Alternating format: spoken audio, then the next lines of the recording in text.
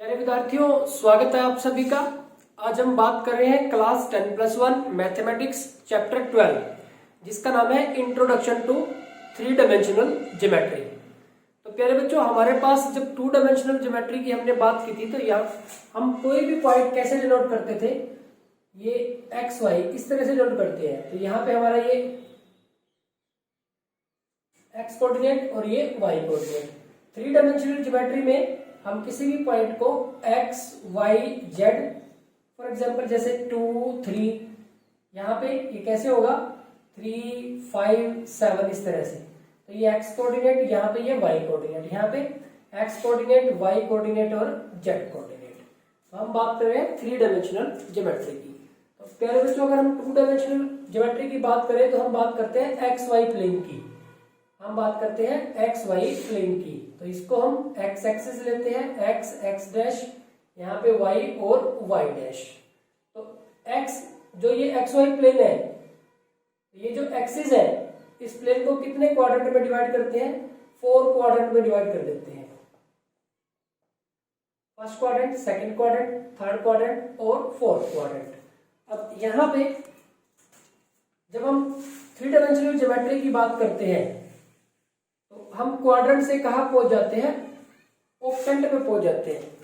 इसमें हम बोलते हैं क्वाड्रेंट, जब एक्स वाई प्लेन है इसमें हम बोलते हैं क्वाड्रेंट। और जब एक्स वाई जेड प्लेन की बात करते हैं, 3 डायमेंशनल ज्योमेट्री की बात करते हैं, तो उसको बोलते हैं ऑक्टेंट। क्वाड्रेंट हमारे पास होते हैं 4 और ऑक्टेंट हमारे पास होते हैं 8। अब प्यारे बच्चों देखो, ये 8 कैसे बनेंगे? यहाँ पे कोई भी पॉइंट कैसा होगा, एक्स कोऑर्डिनेट भी पॉजिटिव, वाई भी पॉजिटिव। यहाँ पे जो कोई पॉइंट होगा X coordinate negative, Y positive. यहाँ पे एक्स भी नेगेटिव और वाई भी नेगेटिव। यहाँ पे एक्स पॉजिटिव और वाई नेगेटिव। तो यहाँ पे अब प्यारे बच्चों, इसके लिए अब आप देखें कि ये हमारे पास 4 क्वाड्रेंट हो गए। जब ऑक्टेंट की बात करेंगे, एक्स वाई जेड प्लेन की बात करेंगे, तो ये हमारे पास कितने हो जाएंगे? एक्स वाई जेड की वजह से 2 मल्टीप्लाइड बाय 2 मल्टीप्लाइड बाय 2 यानी कि 8 हो जाएंगे हमारे पास। कोई भी वैल्यू, जैसे एक्स कोऑर्डिनेट की वैल्यू है, पॉजिटिव भी हो सकती है, नेगेटिव भी हो सकती है। तो यहाँ पे अब देखो 8 कैसे बनेंगे? हमारे पास first, second, third, fourth, fifth, sixth, seventh और 8th। अब इसमें देखो फर्स्ट में इनके साथ साथ जेड लगाना है हमें। तो यहां पे पहले 4 के लिए जेड पॉजिटिव होगा हमारा। तो क्या बनेगा? पॉजिटिव, पॉजिटिव और पॉजिटिव। इसके साथ पॉजिटिव लगा दे। अब इसके साथ पॉजिटिव लगा दो, नेगेटिव, पॉजिटिव और पॉजिटिव। सेकंड हो गया हमारे पास। थर्ड में नेगेटिव, नेगेटिव और पॉजिटिव, थर्ड हो गया। फोर्थ में यहाँ पे नेगेटिव, नेगेटिव और पॉजिटिव, थर्ड हो गया हमारे पास। चलो इसको हटा देते हैं। ये हमारा सेकंड हो गया, ये हमारा थर्ड हो गया। ठीक इसी तरह से फोर्थ की अगर बात करें, फोर्थ है देखो पॉजिटिव, नेगेटिव और ये पॉजिटिव। तो इन 4 के साथ हमने क्या लिया? जेड कोऑर्डिनेट को पॉजिटिव ले लिया। तो 4 ऑक्टेंट तो मिल गए हमें। अब 5th ऑक्टेंट चाहिए हमें। 5th में अब फिर दोबारा से शुरू कर देंगे, इसके साथ नेगेटिव ले लेंगे। तो पॉजिटिव, पॉजिटिव और नेगेटिव। 6th में नेगेटिव, पॉजिटिव और नेगेटिव, 6th हो गया। 7th में नेगेटिव, नेगेटिव और नेगेटिव। और 8th में पॉजिटिव, नेगेटिव और नेगेटिव। तो प्यारे बच्चों, ये 4 क्वाड्रेंट तो वही थे, उसके साथ पॉजिटिव आ गया तो फर्स्ट 4 हो गया, और उसके साथ नेगेटिव आ गया तो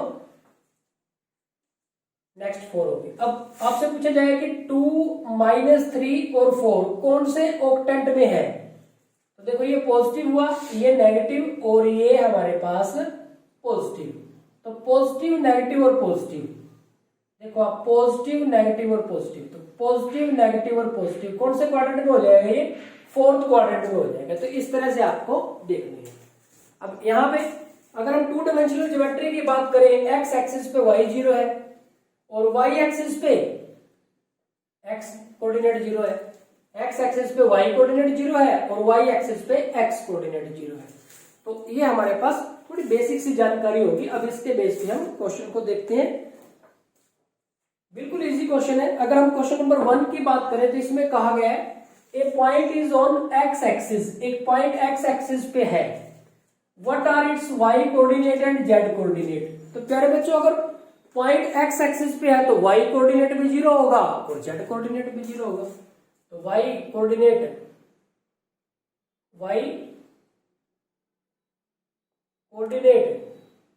इज 0 और साथ में जेड कोऑर्डिनेट इज 0 या 0 0 लिख दिया आप सीधा ही। तो यानी कि वन वर्ड भी आ सकते हैं ना बहुत छोटे क्वेश्चन में, ऑब्जेक्टिव टाइप में, तो उस सेंस में ले लिया है यहाँ पे। अब प्यारे बच्चों ठीक इसी तरह से क्वेश्चन नंबर 2 है हमारे पास, a point is in the x z plane, x z plane में है, तो what can you say about its y coordinate. तो अगर वो एक्स जेड प्लेन में है तो वाई कोऑर्डिनेट तो सीधी सी बात है 0 होगा। ये क्या आ जाएगा, इसका भी आंसर क्या आ जाएगा 0। नेक्स्ट है प्यारे बच्चों third, name the octant in which the point lies. ये जो पॉइंट है कौन से ऑक्टेंट में लाई करता है, 5th में, 8th में, 3rd में और 6th में। देखो ये है हमारे पास पॉजिटिव, नेगेटिव और नेगेटिव। तो पॉजिटिव नेगेटिव नेगेटिव देखो कौन से करता है, पॉजिटिव नेगेटिव नेगेटिव सबसे लास्ट में देखो पॉजिटिव नेगेटिव नेगेटिव, तो कौन सा हुआ 8th क्वाड्रेंट। तो ये पॉइंट हमारे पास कौन से क्वाड्रेंट में लाई करेगा प्यारे बच्चों, 8th क्वाड्रेंट में, और ये हमारे पास ऑप्शन बी में है 8th क्वाड्रेंट। ये आ गया हमारे पास। नेक्स्ट है प्यारे बच्चों क्वेश्चन नंबर 4, इसमें कहा गया है the X axis and Y axis taken together determine a plane known as. X axis और वाई एक्सिस से जो प्लेन बनता है उसको क्या बोलते हैं, एक्स वाई प्लेन। तो उस प्लेन को प्यारे बच्चों हम बोलते हैं एक्स वाई प्लेन। तो ये हो गया हमारे पास क्वेश्चन नंबर 4। नेक्स्ट आगे बढ़ते हैं क्वेश्चन नंबर 5 की तरफ। The coordinate plane divide the space into dash octant. कितने ऑक्टेंट में डिवाइड करता है, तो प्यारे बच्चों कितने ऑक्टेंट में डिवाइड करता है, 8 ऑक्टेंट में डिवाइड करता है, हमने बात की थी ना। तो ये आएगा 8 ऑक्टेंट या फिर option D is the right option. तो प्यारे बच्चों ये हो गया हमारे पास क्वेश्चन नंबर 5। नेक्स्ट आगे बढ़ते हैं क्वेश्चन नंबर 6 की तरफ। एक बार इसको यहां से हटा देते हैं।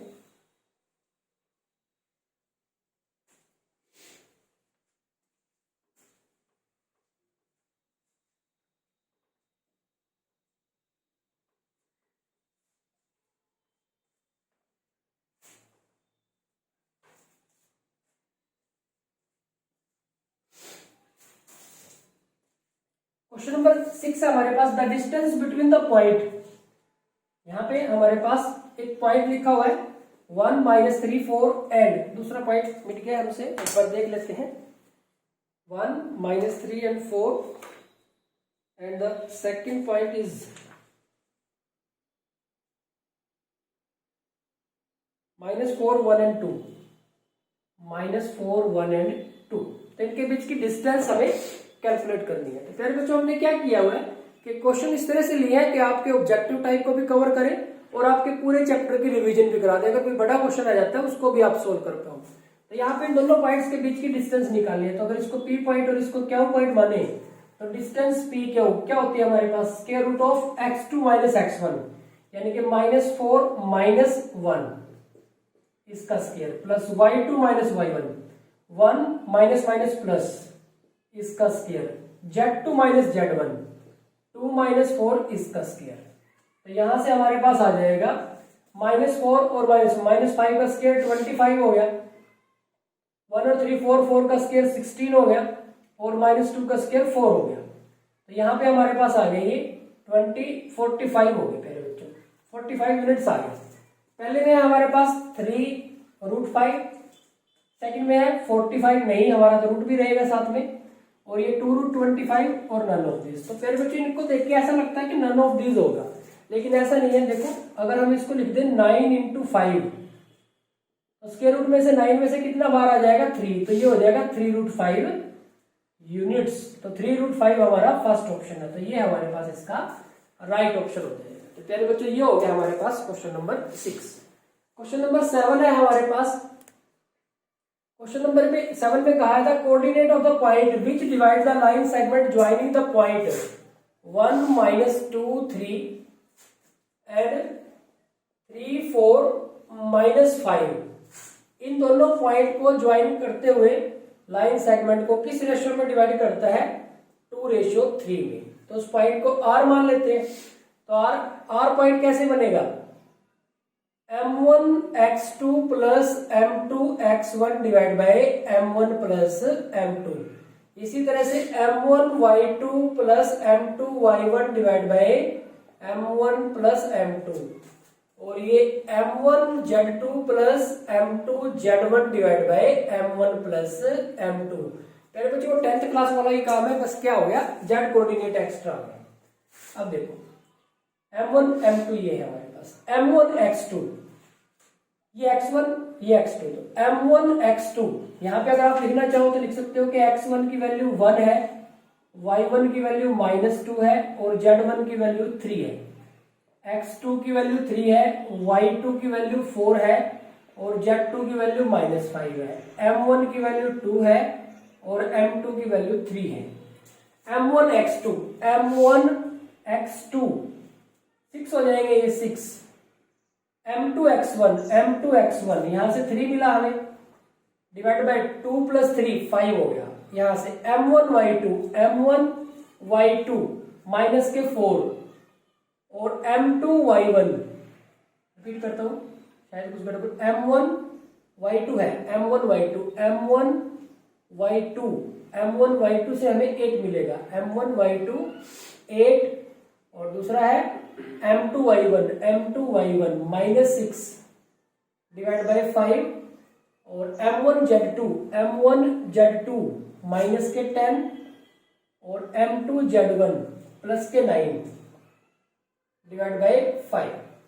तो यहां से आ गया हमारे पास, इससे हमें मिल जाएगा 9 डिवाइड बाय 6 और 3 9 डिवाइड बाय 5। नेक्स्ट है हमारे पास यहां से 2 डिवाइड बाय 5 और यहां से हमारे पास आ जाएगा -1 डिवाइड बाय 5। ऐसा तो कोई ऑप्शन हमारे पास इसमें नहीं आया। The coordinate of the point which divide the line segment joining the point 1 - 2 3 और ये 3 4 और -5 इन द रेशियो 2:3। तो ये x1 y1 z1 x2 y2 z2 और ये m1 m2 था। तो फिर देख लेते हैं m1x2 6 और m2x1 3, ठीक है, m1y2 8 और m2y1 -6, ठीक है, नीचे तो 2 और 3 5 ही रहेगा। m1z2 -10 m2z1 9 डिवाइड बाय 5, तो 9 divide by 5 2 divide by 5 -1 divide by 5। तो ये ऑप्शन है हमारे पास। तो यहां से हम इसको हटा के डी ऑप्शन में हम लिख देते हैं नन ऑफ दीज। फिर बच्चों अगर हम बात करें तो यहाँ पे हमारा आंसर ये आया डिवाइड में, तो हम कहेंगे कि जो डी ऑप्शन है इसका राइट ऑप्शन है, क्योंकि यहाँ पे कहीं से भी इसमें मैच नहीं हो रहा है इसके अंदर। नेक्स्ट है हमारे पास क्वेश्चन नंबर 8 की बात करें, गलती से एक ऑप्शन अलग लिखा गया तो यहाँ से मैच नहीं हो रहा है। हमारा आंसर ये बनता है आर पॉइंट के जो कोऑर्डिनेट, ये हमारा कौन सा फॉर्मूला लगा, यहाँ पे सेक्शन फॉर्मूला, यहाँ पे कौन सा लगा था, डिस्टेंस फॉर्मूला। यहाँ पे एक क्वेश्चन हो रहा है कि the coordinate of the centroid of the triangle with vertices दे रखे हैं, सेंट्रोइड ऑफ द ट्रायंगल निकालना है। तो ये आपके पास 10th क्लास में भी था, बस वहां एक्स वाई के लिए था, अब की बार ये एक्स वाई और जेड के लिए है। तो हमें सेंट्रोइड ऑफ द ट्रायंगल निकालना है, ए बी और सी। ए पॉइंट है हमारे पास 2 -1 और 3, बी पॉइंट है हमारे पास 3 4 और 6 और सी पॉइंट है हमारे पास 1 6 और -9। तो सेंट्रोइड ऑफ द ट्रायंगल